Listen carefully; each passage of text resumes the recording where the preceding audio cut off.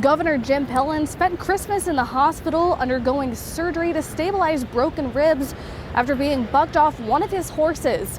I'm Hannah McElry at Nebraska Medicine, looking into what this surgery is and how it helps the healing process.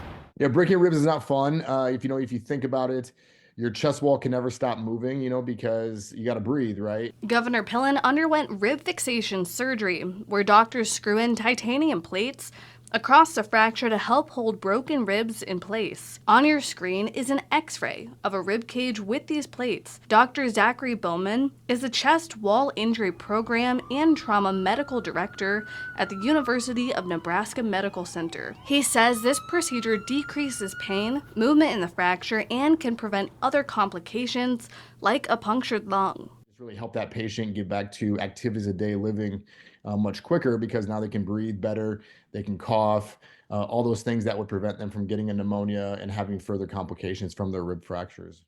Governor Pillen suffered a spleen injury, 7 broken ribs, a fractured vertebrae, partially collapsed lung, and minor kidney injury.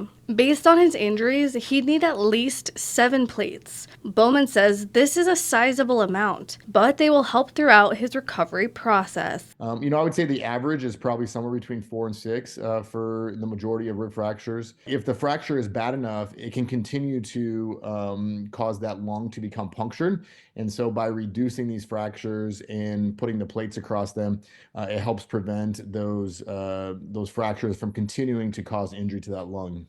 Bowman says the procedure also cuts recovery time in half. Without the titanium plates, the typical recovery time is about 12 weeks. Those who have had this procedure's fractures recovered in about 6 weeks. Doctors at Nebraska Medicine say their biggest focus now is pain control and adequate respiratory function. At Farnham and Saddle Creek, I'm Hannah McElry, your Central Omaha neighborhood reporter.